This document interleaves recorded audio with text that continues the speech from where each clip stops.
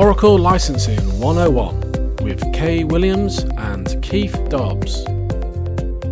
Disaster recovery environments.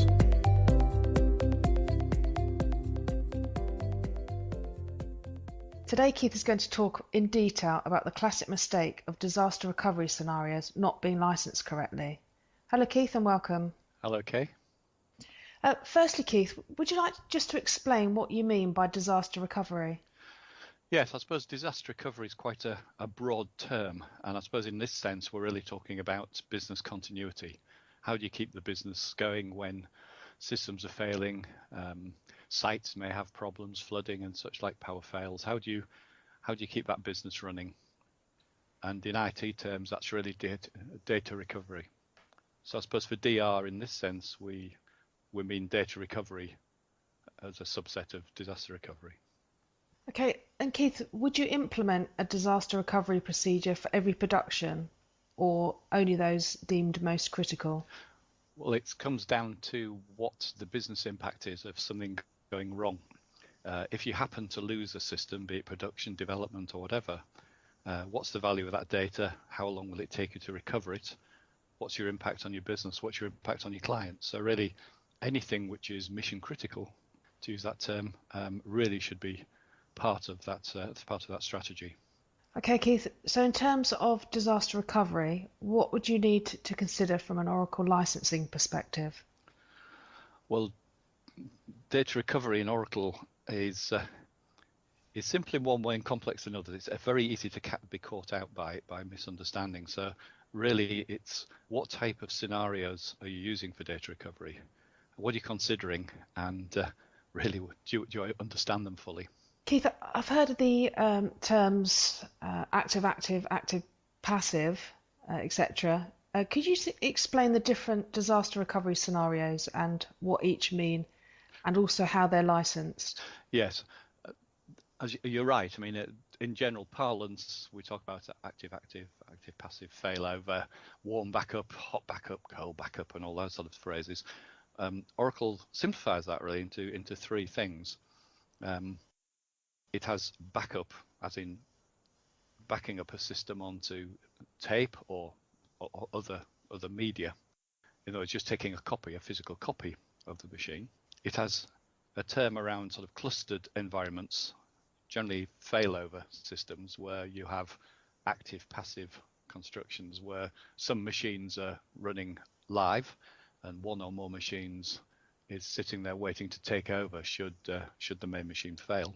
And then the third step really is to do with data recovery environments which are to do with copying or synchronizing or mirroring software, where you've effectively got an active, a production machine and a data recovery machine, which are both live, possibly in different environments, hopefully in different geographies, to prevent the data recovery being taken down at the same time as a production machine. But also it covers such things as mirroring of storage area networks, SANs, between sites. And how is each disaster recovery scenario licensed? Right, starting with the simple one.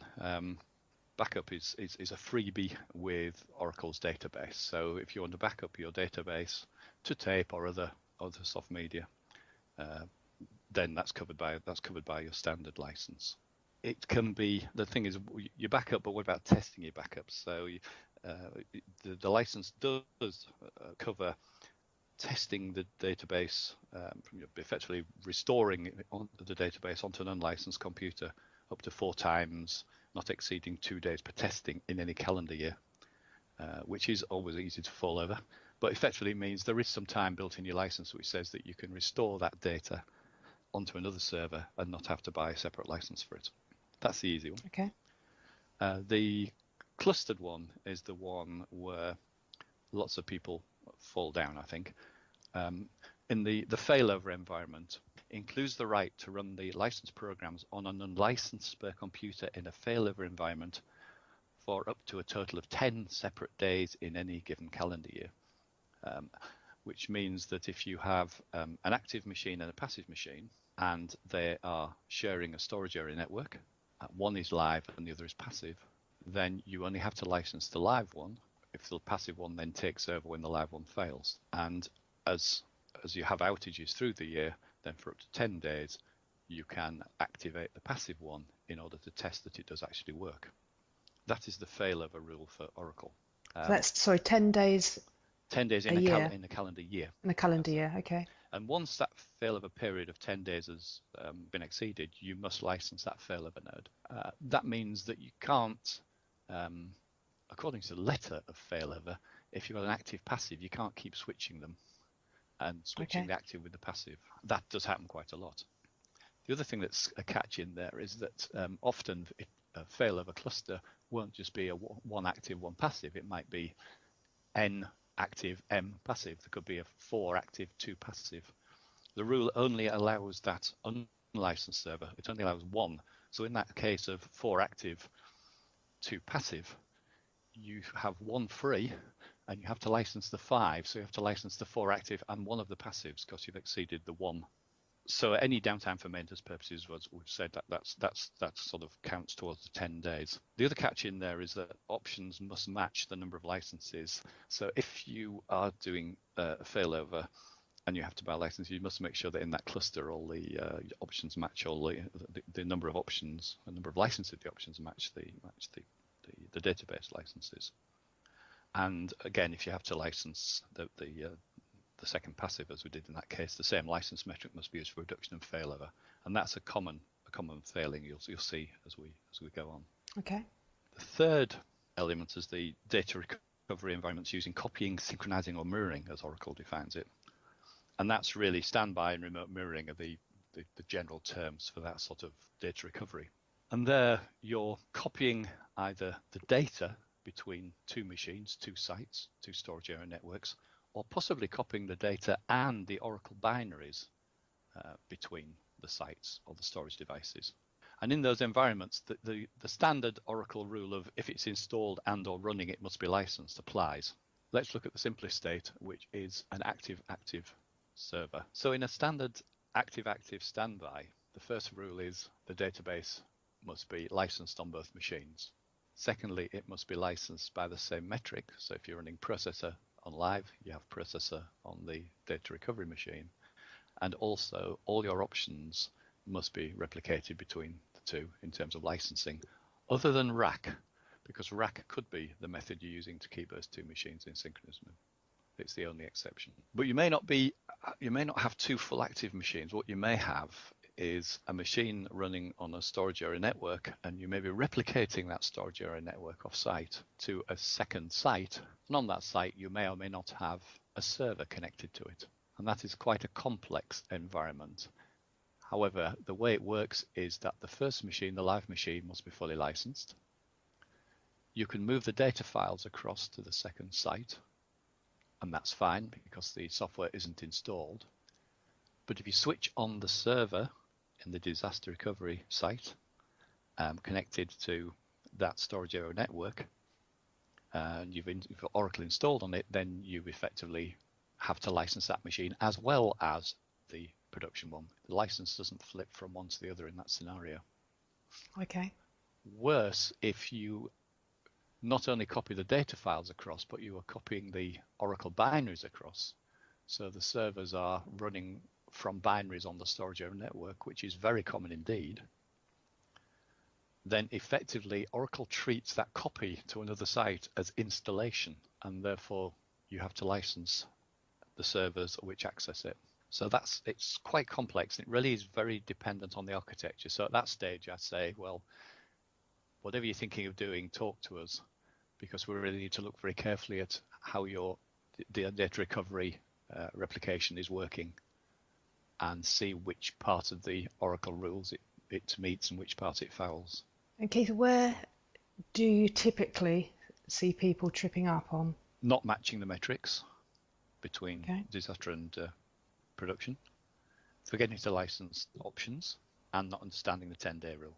People think it's a panacea. They don't understand some of the subtleties of it. Okay, I know you've gone through the 10-day rule. Can you just briefly summarise it, please, Keith? Yes, the official wording, I suppose, is a good summary, which it includes the right to run the license programs on a licensed spur computer in a failover environment for up to a total of 10 days in a given calendar year. So that's the summary.